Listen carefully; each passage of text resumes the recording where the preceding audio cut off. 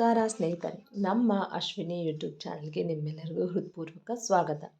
ಅನುರಾಗ ಅರಳಿತು ಕಥೆಯ 17ನೇ ಅಧ್ಯಾಯ ನಿಮ್ಮೆಲ್ಲರಿಗೂ ಇಷ್ಟವಾಗಿದೆ ಅಂತ ಭಾವಿಸ್ತೇನೆ. ಹಾಗಿದ್ರೆ ಬನ್ನಿ ಸ್ನೇಹಿತರೆ, ಅಧ್ಯಾಯ 18 ಶುರು ಮಾಡೋಣ.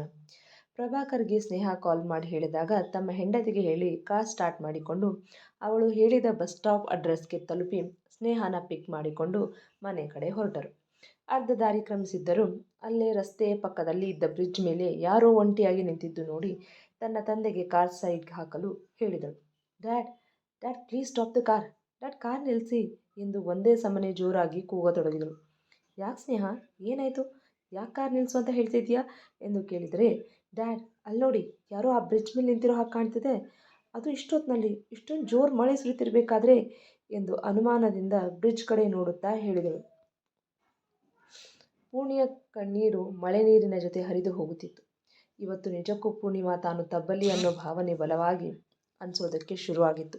ತನ್ನ ಕಷ್ಟ ಹೇಳಿಕೊಳ್ಳಲು, ತನಗೆ ಸಹಾಯ ಮಾಡಲು ಒಬ್ಬರೂ ಇಲ್ಲವಲ್ಲ ಎನ್ನುವ ನೋವು ಅವಳನ್ನು ಕಾಡುತ್ತಿತ್ತು.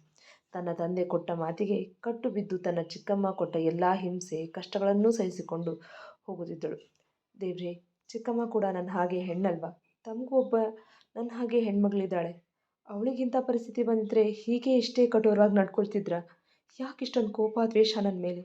ನಾನೇನು ಅನ್ಯಾಯ ಮಾಡಿದೆ ಅಂತ ನನಗೆ ಈ ಥರ ಹಿಂಸೆ ಮಾಡ್ತಿದ್ದಾರೆ? ಚಿಕ್ಕಮ್ಮ, ಇನ್ಮೇಲೆ ನನ್ನಿಂದಾಗಿ ನಿಮ್ಗೆ ಯಾವ ತೊಂದರೆನೂ ಆಗೋದಿಲ್ಲ. ಹಾಗೆ ನನ್ನಿಂದ ನಿಮಗೆ ಶಾಶ್ವತವಾಗಿ ಮುಕ್ತಿ ಸಿಗತ್ತೆ ಎಂದು ಮನಸ್ಸಲ್ಲೇ ಮಾತನಾಡುತ್ತಾ ಕಣ್ಣೀರು ಹಾಕಿದಳು. ಅಪ್ಪ ಅಮ್ಮ, ನಾನು ಕೂಡ ನೀವಿದ್ದಲ್ಲಿಗೆ ಬರ್ತಿದ್ದೀನಿ. ಅಲ್ಲಿ ನಾವು 3 ಜನ ನೆಮ್ಮದಿಯಾಗಿರ್ಬಹುದು. ಈ ಲೋಕದ ಯಾವ ಗೊಡವೆ ಇಲ್ಲದೆ ಖುಷಿಯಾಗಿರಬಹುದು ಎಂದು ಹೇಳುತ್ತಾ ಕಣ್ಮುಚ್ಚಿ ಮನಸ್ಸು ಗಟ್ಟಿ ಮಾಡಿಕೊಂಡು ಇನ್ನೇನು ನೀರಿಗೆ ಹಾರಬೇಕು, ಯಾರೋ ಅವಳನ್ನು ಹಿಂದಿನಿಂದ ಅವಳ ಕೈ ಗಟ್ಟಿಯಾಗಿ ಹಿಡಿದುಕೊಂಡು ತಡೆದರು. ಪೂರ್ಣಿಮಾ ಯಾರು ಎಂದು ಹಿಂದೆ ತಿರುಗಿ ನೋಡಿದಳು. ಅವಳಿಗೆ ಆಶ್ಚರ್ಯವಾಗಿತ್ತು. ಸ್ನೇಹ, ನೀನು ಎನ್ನುವ ಮಾತು ಅವಳ ಬಾಯಿಂದ ಬಂತು. ಪೂರ್ಣಿ, ಇಲ್ಲೇನು ಮಾಡ್ತಿದ್ಯಾ? ಅದು ಇಷ್ಟು ರಾತ್ರಿಯಲ್ಲಿ? ಧಾರಾಕಾರವಾಗಿ ಮಳೆ ಬೇರೆ ಬರ್ತಿದೆ. ಸುಸೈಡ್ ಮಾಡ್ಕೊಳ್ಳೋದಕ್ಕೆ ಹೊಟ್ಟಿದ್ಯಾ ಎಂದು ಶಾಕಲ್ಲಿ ಕೇಳಿದಳು ಸ್ನೇಹ. ಹೌದು, ಇನ್ನೇನು ಮಾಡಲಿ? ಪ್ಲೀಸ್ ಸ್ನೇಹ, ನನ್ನ ಕೈ ಬಿಡು, ನಾನು ಸಾಯಬೇಕು ಎಂದು ಅವಳ ಕೈಯಿಂದ ತನ್ನ ಕೈ ಬಿಡಿಸಿಕೊಳ್ಳಲು ಪ್ರಯತ್ನಿಸಿದಳು. ಪೂರ್ಣಿ, ನಿನಗೆ ತಲೆ ಕೆಟ್ಟಿದ್ಯಾ? ಈಗ ಸಾಯುವಂಥದ್ದು ಏನಾಗಿದೆ ನಿನಗೆ ಎಂದು ಕೇಳಿದಳು. ಪ್ರಭಾಕರ್ ಅವರು ಅವರಿಬ್ಬರ ಸಮೀಪ ಬಂದು, ಯಾಕಮ್ಮ, ಸಾಯುವಂಥದ್ದು ಏನಾಯಿತು ಎಂದು ಅವರೂ ಕೂಡ ಕೇಳಿದರು. ಪೂರ್ಣಿಮಾ ಸ್ನೇಹನ ತಬ್ಬಿಕೊಂಡು, ನನ್ನ ಹಣೆ ಬರಹನೇ ಸರಿ ಇಲ್ಲ, ಅದಕ್ಕೆ ಎಂದಳು ಬಿಕ್ಕುತ್ತಾ. ಪುಣಿ, ಅಳಬೇಡ, ಏನಾಯಿತು ಅಂತ ಸರಿಯಾಗಿ ಹೇಳು ಎಂದು ಸಮಾಧಾನ ಮಾಡಲು ನೋಡಿದಳು. ಸ್ನೇಹ, ಮೊದಲು ಮನೆಗೆ ಕರ್ಕೊಂಡು ನಡಿ, ಮಿಕ್ಕಿದ್ದೆಲ್ಲ ಮನೇಲಿ ಮಾತಾಡೋಣ, ಮಳೆ ತುಂಬ ಜೋರಾಗಿ ಬರ್ತಿದೆ ಎಂದು ಹೇಳಿದ ತನ್ನ ತಂದೆಯ ಮಾತಿಗೆ, ಸರಿ, ಮೊದಲು ನೀನು ಬಾ, ಮನೆಗೆ ಹೋಗೋಣ ಎನ್ನಲು, ಪ್ಲೀಸ್ ಸ್ನೇಹ, ನೀನು ಹೋಗು ಇಲ್ಲಿಂದ, ನಾನು ಎಲ್ಲಿಗೂ ಬರಲ್ಲ, ನಾನು ಸಾಯಬೇಕಷ್ಟೆ ಎಂದಳು ಅಳುತ್ತಾ. ಕಪಾಳಕ್ಕೆ ಹಿಡ್ಬಿಟ್ರೆ ನೀನೇ ತಪ್ಪಿಗೆ ಬರ್ತೀಯ ನೋಡು, ಸುಮ್ಮನೆ ಬಾಯಿ ಮುಚ್ಕೊಂಡು ನನ್ನ ಜೊತೆ ಬರಬೇಕು, ಬರ್ತಿದ್ದೀಯಾ ಅಷ್ಟೇ, ನಡಿ ನೀನು ಎಂದು ಅವಳ ಕೈ ಹಿಡಿದು ಎಳೆದುಕೊಂಡೇ ಬಂದು ಕಾರಲ್ಲಿ ಕೂರಿಸಿದಳು. ಡ್ಯಾಡ್, ನಡೀರಿ ಮನೆಗೆ, ಲೇಟಾಯಿತು ಎನ್ನಲು ಪ್ರಭಾಕರ್ ಸುಮ್ಮನೆ ಕಾರ್ ಮನೆ ಕಡೆ ಚಲಾಯಿಸಿದರು. ಅರ್ಧ ಗಂಟೆಯ ಪ್ರಯಾಣದ ಬಳಿಕ ಮನೆ ತಲುಪಿ ಡೋರ್ ಬೆಲ್ ಮಾಡಿದರು ಪ್ರಭಾಕರ್. ವತ್ಸಲ ಬಂದು ಬಾಗಿಲು ತೆಗೆದರು. ಅವರು ಮಳೆಯಲ್ಲಿ ನೆನೆದಿದ್ದು ನೋಡಿ, ರೀ ಸ್ನೇಹ, ಯಾಕೆ ನೀವಿಬ್ರು ನೆನ್ಕೊಂಡು ಬಂದಿದ್ದೀರಾ? ಹೌದು, ಇದ್ಯಾರು ನಿಮ್ಮ ಜೊತೆ ಬಂದಿರೋದು ಎಂದು ಕಣ್ಣು ಸಂಕುಚಿಸಿ ಕೇಳಿದರು. ಪ್ರಭಾಕರ್ ಅವರು, ವತ್ಸಲ, ಇಷ್ಟೊಂದು ಜೋರು ಮಳೆ ಬರ್ತಿದೆ, ಆಚೆ ನಿಲ್ಲಿಸ್ಕೊಂಡು ಪ್ರಶ್ನೆ ಮೇಲೆ ಪ್ರಶ್ನೆ ಕೇಳ್ತಿದ್ಯಲ್ಲ, ಮೊದಲು ಒಳಗೆ ಬರೋದಕ್ಕೆ ಬಿಡು ಎಂದು ವತ್ಸಲ ಅವರನ್ನು ತಳ್ಳಿಕೊಂಡು ಒಳಗಡೆ ಬಂದರು. ಸ್ನೇಹ ಏನೂ ಮಾತನಾಡದೆ ಪೂರ್ಣಿಮಾಳನ್ನು ಕರೆದುಕೊಂಡು ಒಳಗೆ ಬಂದು ತನ್ನ ರೂಮಿಗೆ ಹೋದಳು. ಅಯ್ಯೋ ರೀ, ಆ ಹುಡುಗಿ ಯಾರು ಅಂತ ಹೇಳಲೇ ಇಲ್ಲ ಎನ್ನುತ್ತಾ ಪ್ರಭಾಕರ್ ಹಿಂದೆಯೇ ನಡೆದರು. ಅಯ್ಯೋ, ಎಷ್ಟು ಪ್ರಶ್ನೆ ಕೇಳ್ತೀಯೇ ಮಾರಾಯ್ತಿ, ಮಳೇಲಿ ನೆಂದು ಬಂದಿರೋ ಗಂಡನಿಗೆ ಟವಲ್ ಕೊಡಬೇಕು ಅಂತ ಗೊತ್ತಿಲ್ವಾ? ಹೋಗಿ 3 ಕಪ್ ಬಿಸಿ ಬಿಸಿ ಕಾಫಿ ಮಾಡ್ಕೊಂಡು ಬಾ ಎಂದು ಜೋರು ಮಾಡಲು, ಅಲ್ಲ ಅದು ಎಂದು ಏನೋ ಹೇಳೋದಕ್ಕೆ ಹೊರಟವರನ್ನು ತಡೆದ ಪ್ರಭಾಕರ್, ಈಗ ಪ್ರಶ್ನೆಗಳನ್ನು ಕೇಳೋದು ಬಿಟ್ಟು ಹೋಗಿ ಕಾಫಿ ತೊಗೊಂಡು ಬಾ ಎಂದು ಗದರಿದ ತಕ್ಷಣ ವತ್ಸಲ ಅವರು ತೆಪ್ಪಗಾಗಿ ಕಾಫಿ ತರಲು ಅಡುಗೆ ಮನೆಗೆ ಹೋದರು. ರೂಮಿಗೆ ಕರೆದುಕೊಂಡು ಬಂದ ಸ್ನೇಹ ಪೂರ್ಣಿಮಾಗೆ ಟವಲ್ ಮತ್ತು ತನ್ನದೇ ಒಂದು ಜೊತೆ ಚೂಡಿದಾರ ಕೊಟ್ಟು ಬಾತ್ರೂಮ್ಗೆ ಹೋಗಿ ಫ್ರೆಶಪ್ ಆಗಿ ಬರಲು ಹೇಳಿದರು. ಪೂರ್ಣಿಮಾ ಸರಿ ಎಂದು ಬಾತ್ರೂಮ್ ಸೇರಿ 10 ನಿಮಿಷದಲ್ಲಿ ಫ್ರೆಶಪ್ ಆಗಿ ಬಟ್ಟೆ ಬದಲಿಸಿ ತಲೆ ಒರೆಸಿಕೊಳ್ಳುತ್ತಾ ಬಂದಳು. ಸ್ನೇಹ ಬಾತ್ರೂಮ್ ಹೊಕ್ಕು ತಾನೂ ಫ್ರೆಶಪ್ ಆಗಿ ಆಚೆ ಬಂದು ಗೆಳತಿಯನ್ನು ಕರೆದುಕೊಂಡು ಕೆಳಗಡೆ ಹಾಲ್ಗೆ ನಡೆದಳು.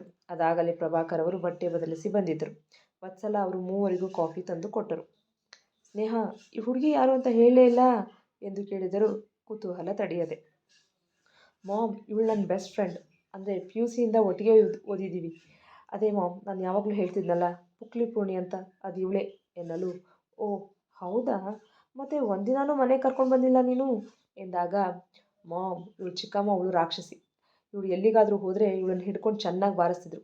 ಅವ್ರಿಗೆ ಹೆದರಿ ಯಾವ ಫ್ರೆಂಡ್ಸ್ ಮನೆಗೂ ಹೋಗ್ತಿರ್ಲಿಲ್ಲ. ಹಾಗೆ ಫ್ರೆಂಡ್ಸ್ ಜೊತೆ ಪಿಕ್ಚರ್, ಮಾಲ್ ಅಂತ ಸುತ್ತಾಡಲಿಲ್ಲ. ಅಷ್ಟು ಭಯ ಇತ್ತು ಇವಳಿಗೆ. ಹಾಗಾಗಿ ನಾನು ಎಷ್ಟೋ ಸಾರಿ ಮನೆಗೆ ಬಾ ಅಂತ ಕರೆದ್ರೂ ಬಂದಿರಲಿಲ್ಲ. ಅದಕ್ಕೆ ನಿಮ್ಗೆ ಇವಳ ಬಗ್ಗೆ ಗೊತ್ತಿಲ್ಲ ಎಂದಳು. ಕಾಫಿ ಕುಡಿದು ಪೂರ್ಣಿಮಾ ಸ್ವಲ್ಪ ಸಮಾಧಾನವಾದ ಹಾಗೆ ಕಂಡಳು. ಸ್ನೇಹ ಒಂದು ನಿಟ್ಟುಸಿರು ಬಿಟ್ಟು, ಈಗ ಹೇಳು, ಯಾಕೆ, ಏನಾಯಿತು, ಸಾಯೋ ನಿರ್ಧಾರ ಯಾಕೆ ಮಾಡಿದೆ ಎಂದು ಕೇಳಲು ಪೂರ್ಣಿಮಾಳ ದುಃಖದ ಕಟ್ಟೆ ಒಡೆದು ಬಿಕ್ಕಿ ಬಿಕ್ಕಿ ಅಳತೊಡಗಿದಳು. ಪೂರ್ಣಿ, ನೀನು ಹೀಗೆ ಒಂದೇ ಸಮಯ ಹೇಳ್ತಿದ್ರೆ ನನಗೇನು ಅರ್ಥ ಆಗಬೇಕು? ಪ್ಲೀಸ್ ಅಳೋದು ನಿಲ್ಲಿಸಿ, ಏನಾಯಿತು ಅಂತ ಹೇಳು ಎಂದಾಗಲೂ ಪೂರ್ಣಿ ಬಿಕ್ಕುತ್ತಲೇ ಇದ್ದಳು. ಮಾಮ್, ಸ್ವಲ್ಪ ನೀರು ತಂದು ಕೊಡಿ ಎಂದಾಗ ವತ್ಸಲ ನೀರು ತಂದು ಕೊಟ್ಟರು. ಸ್ನೇಹ ಅವಳಿಗೆ ಸಮಾಧಾನ ಮಾಡಿ ನೀರು ಕುಡಿಯಲು ಕೊಟ್ಟಳು. ಪೂರ್ಣಿಮಾ ನೀರು ಕುಡಿದು ಸ್ವಲ್ಪ ಸುಧಾರಿಸಿಕೊಂಡಳು. ಈಗ ಅವಳ ಬಿಕ್ಕುವಿಕೆ ಕಡಿಮೆಯಾಯಿತು. ಯಾಕಮ್ಮ ಪೂರ್ಣಿಮಾ, ನಮ್ಮ ಹತ್ರ ಹೇಳುವಂಥ ವಿಚಾರ ಅಲ್ವಾ? ಹೇಳೋ ವಿಷಯ ಆಗಿದ್ದರೆ ಹೇಳು, ನಮ್ಮ ಕೈಲಿ ಸಾಧ್ಯ ಆದರೆ ನಿನಗೆ ಸಹಾಯ ಮಾಡ್ತೀವಿ ಎಂದರು ಪ್ರಭಾಕರ್. ಹೌದು ಪೂರ್ಣಿಮಾ, ಡ್ಯಾಡ್ ಹೇಳಿದ ಹಾಗೆ ನಿನಗೇನೇ ಸಮಸ್ಯೆ ಇದ್ರೂ ಹೇಳ್ಕೊ, ನನ್ನ ಕಡೆ ಸಾಧ್ಯ ಆದಷ್ಟು ಪರಿಹರಿಸೋದಕ್ಕೆ ಪ್ರಯತ್ನ ಮಾಡ್ತೀವಿ. ನೋಡು, ಸಮಸ್ಯೆಗೆ ಸಾಯೋದೇ ಒಂದೇ ಪರಿಹಾರ ಅಲ್ಲ ಎಂದಾಗ ಪೂರ್ಣಿಮಾ ಅಳುತ್ತಾ ತನ್ನ ಚಿಕ್ಕಮ್ಮ ತನ್ನ ಜೊತೆ ನಡೆದುಕೊಂಡ ರೀತಿ ಮತ್ತು ಯಾವ ಕಾರಣಕ್ಕೆ ತನ್ನನ್ನು ಮನೆಯಿಂದ ಆಚೆ ಹಾಕಿದರು ಎಂದು ಹೇಳಿದಳು. ಅವತ್ತೇ ಹೇಳಿದೆ ನಿನಗೆ ನಾನು ದುಡ್ಡು ಕೊಡ್ತೀನಿ ಅಂತ, ಆದರೆ ನೀನೇ ಬೇಡ ಅಂತ ಹೇಳಿದೆ. ಈಗ ನೋಡು ಏನಾಯಿತು ಅಂತ. ನಿಮ್ಮ ಚಿಕ್ಕಮ್ಮನಿಗೆ ಜನ್ಮದಲ್ಲಿ ಬುದ್ಧಿ ಬರೋದಿಲ್ಲ. ಎಷ್ಟು ದುಷ್ಟ ಹೆಂಗಸು ಆಕೆ. ಅಲ್ಲ, ಇದೆಲ್ಲ ಅದು ಹೇಗೆ ಇಷ್ಟು ವರ್ಷ ಸಹಿಸ್ಕೊಂಡೆ ಅಂತ ಹೋಗಿ ಪೊಲೀಸ್ ಕಂಪ್ಲೇಂಟ್ ಕೊಟ್ಟು ಒಳಗೆ ಹಾಕಿಸ್ಬೇಕಾಗಿತ್ತು ಎಂದಳು ಕೋಪದಲ್ಲಿ ಸ್ನೇಹ. ಎಷ್ಟೇ ಆಗಲಿ ಅವ್ರು ನಮ್ಮ ಚಿಕ್ಕಮ್ಮ ಸ್ನೇಹ. ನಾನು ತಾಯಿನ ಕಳ್ಕೊಂಡು ತಬ್ಲಿ ಆದಾಗ ತಾಯಿ ಪ್ರೀತಿ ಕೊಟ್ಟವರು. ಅದು ಅಲ್ಲದೆ ನಾನು ನನ್ನ ತಂದೆಗೆ ಮಾತು ಕೊಟ್ಟಿದ್ದೀನಿ, ಯಾವುದೇ ಕಾರಣಕ್ಕೂ ಅವ್ರು ಕೈ ಬಿಡೋದಿಲ್ಲ ಅಂತ. ಹಾಗೆ ನನ್ನ ತಂಗಿನ ಒಂದು ಒಳ್ಳೆ ಮನೆಗೆ ಸೇರಿಸಿದ್ರೆ ನನಗೂ ನೆಮ್ಮದಿ, ಜೊತೆಗೆ ಅಪ್ಪನಿಗೆ ಕೊಟ್ಟು ಮಾತು ಪೂರ್ತಿ ಮಾಡಿದೆ ಅನ್ನೋ ಆತ್ಮತೃಪ್ತಿ ಇರುತ್ತೆ ನನಗೆ.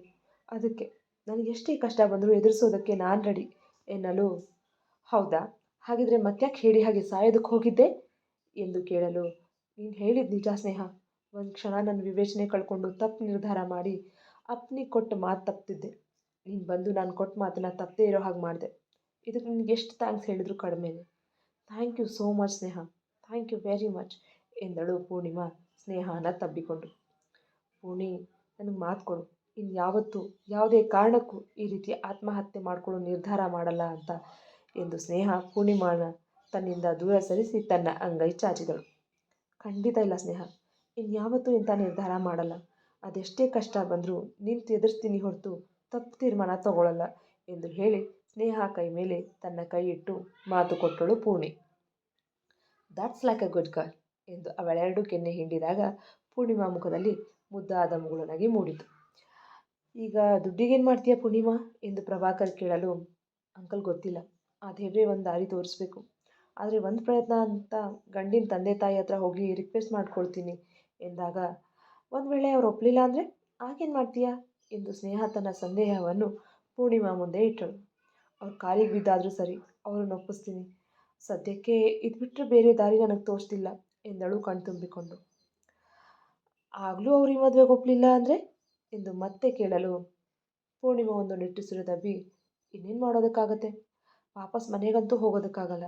ಯಾಕೆಂದರೆ ದುಡ್ಡಿಲ್ಲದೆ ಮನೆಗೆ ಹೋದರೆ ಚಿಕ್ಕಮ್ಮ ಖಂಡಿತ ನನ್ನ ಮನೆಗೆ ಸೇರಿಸಲ್ಲ ಎಂದವಳು ಕ್ಷಣ ಮೌನವಾಗಿ ಕುಳಿತಳು. ನಂತರ ಪೂರ್ಣಿಮಾ ತನ್ನ ಮಾತು ಮುಂದುವರಿಸಿದಳು. ಸ್ನೇಹ, ಅವತ್ತು ನೀನೇ ಹೇಳಿದ್ದೆ ಅಲ್ಲ, ದುಡ್ಡು ಎಲ್ಲೂ ಅಡ್ಜಸ್ಟ್ ಆಗದಿದ್ರೆ ನನಗೆ ಕೇಳು ಅಂತ. ಪ್ಲೀಸ್ ಆ ದುಡ್ಡನ್ನ ಈಗ ಕೊಡ್ತೀಯಾ? ಇದರಿಂದ ನನ್ನ ತಂಗಿ ಮದುವೆ ಆಗುತ್ತೆ, ನನ್ನ ತಂಗಿ ಒಂದು ದಡ ಮುಟ್ಸಿದ ಪುಣ್ಯ ಬರುತ್ತೆ ಎಂದಳು ಕೈ ಮುಗಿಯುತ್ತಾ. ಹೇ ಪೂರ್ಣಿ, ಇದೇನು ಮಾಡ್ತಿದ್ಯಾ? ಹೀಗೆಲ್ಲ ಕೈ ಮುಗಿಬೇಡ. ನೀನು ನನ್ನ ಗೆಳತಿ ಕಣೆ, ನಿನ್ನ ಕಷ್ಟಕ್ಕಾಗದಿದ್ರೆ ನಮ್ಮ ಗೆಳೆತನಕ್ಕೆ ಅವಮಾನ ಎಂದಳು ಸ್ನೇಹ ಪೂರ್ಣಿಯ ಕೈ ಕೆಳಗಿಳಿಸಿ. ಸರಿ, ಎಷ್ಟು ದುಡ್ಡು ಬೇಕಿತ್ತು ಎಂದು ಕೇಳಿದಾಗ, ಅದು ಒಂದು 5 ಲಕ್ಷ ಬೇಕಿತ್ತು. ಮದುವೆ ಪೂರ್ತಿ ಖರ್ಚು ನಾವೇ ನೋಡ್ಕೊಳ್ಳೋದ್ರಿಂದ ಅದಕ್ಕೆ ಅಷ್ಟು ದುಡ್ಡು ಬೇಕು ಎಂದಳು ಹಿಂಜರಿಕೆಯಿಂದಲೇ. ಸರಿ, ಕೊಡ್ತೀನಿ, ನೀನೇನು ಚಿಂತೆ ಮಾಡಬೇಡ ಎಂದಾಗ ಪೂರ್ಣಿಯ ಮನಸ್ಸಿನ ದೊಡ್ಡ ಭಾರ ಕಮ್ಮಿಯಾಗಿತ್ತು. ಥ್ಯಾಂಕ್ಸ್ ಕಣೆ. ಹಾಗೆ ನನಗೊಂಚೂರು ಟೈಮ್ ಕೊಡು. ಒಂದೇ ಸಾರಿ ಅಷ್ಟು ಅಮೌಂಟ್ನ ಕೊಡೋದಕ್ಕಾಗಲ್ಲ. ಅದಕ್ಕೆ ತಿಂಗಳು ಇಂತಿಷ್ಟು ಅಂತ ಕೊಟ್ಟು ಮುಟ್ಟಿಸ್ತೀನಿ ಎನ್ನಲು, ಸರಿ ಕಣೆ, ನಿನಗೆ ಹೇಗೆ ಅನುಕೂಲ ಆಗುತ್ತೋ ಹಾಗೆ ಮಾಡು ಎಂದರೆ, ನಿನ್ನಿಂದ ತುಂಬ ಉಪಕಾರ ಆಯಿತು ಸ್ನೇಹ. ಈ ನಿನ್ನ ಉಪಕಾರನ ಈ ಜನ್ಮದಲ್ಲಿ ಮರೆಯೋದಿಲ್ಲ ಎಂದಳು ಮತ್ತೆ ಕಣ್ ತುಂಬಿಕೊಂಡು.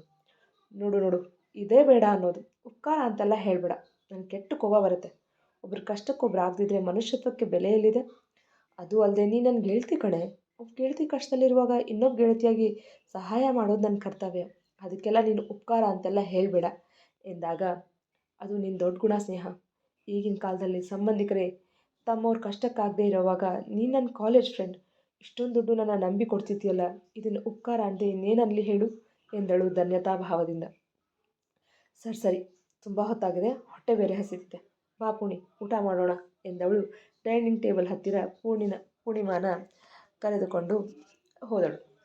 ಮಾಮ್ ನಡೀರಿ, ಎಲ್ಲರೂ ಊಟ ಮಾಡೋಣ, ಆಲ್ರೆಡಿ ಲೇಟ್ ಆಗಿದೆ ಎಂದಳು ಸ್ನೇಹ. ಇಷ್ಟು ಹೊತ್ತು ಮೌನವಾಗಿ ಎಲ್ಲವನ್ನೂ ಕೇಳಿಸಿಕೊಳ್ಳುತ್ತಿದ್ದ ವತ್ಸಲ ಅವರು ಅಡುಗೆ ಬಿಸಿ ಮಾಡಲು ಅಡುಗೆ ಮನೆಗೆ ಹೋದರು.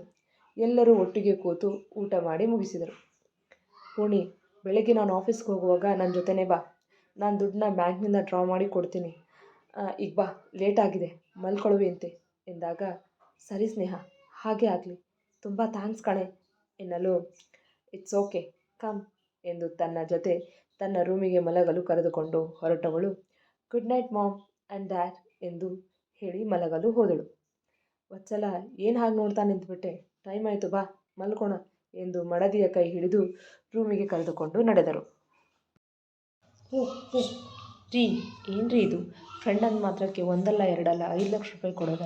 ಅದೇನು ಕಡಿಮೆ ಅಮೌಂಟ್ ಆಯಿತಾ? ಹೀಗೆ ದುಡ್ಡನ್ನು ಕೊಟ್ಟರೆ ಆ ಹುಡುಗಿ ವಾಪಸ್ ಕೊಡ್ತಾಳೆ ಅಂತೀರಾ? ಅಲ್ಲ, ತಾಮ್ರದ ದುಡ್ಡು ತಾಯಿ ಮಗನ ಸಂಬಂಧನೇ ಕೆಡಿಸ್ತು ಅಂತ ಗಾದೆನೇ ಇಲ್ವಾ? ಅಂಥದ್ರಲ್ಲಿ ಬರೀ ಫ್ರೆಂಡ್ ಈ ಹುಡುಗಿ. ದುಡ್ಡು ತೊಗೊಂಡು ಆಮೇಲೆ ಕೈ ಎತ್ತಿದ್ರೆ ಏನ್ರಿ ಮಾಡೋದು ಎಂದು ರೂಮಿಗೆ ಬರುತ್ತಿದ್ದ ಹಾಗೆ ಆತಂಕದಿಂದ ಕೇಳಲು, ಆ ಥರ ಏನಾಗಲ್ಲ, ಆ ಹುಡುಗಿ ಅಂಥವಳಲ್ಲ ಎಂದರೆ, ಏನ್ರಿ ಅಷ್ಟೊಂದು ನಂಬಿಕೆನ ಆ ಹುಡುಗಿ ಮೇಲೆ?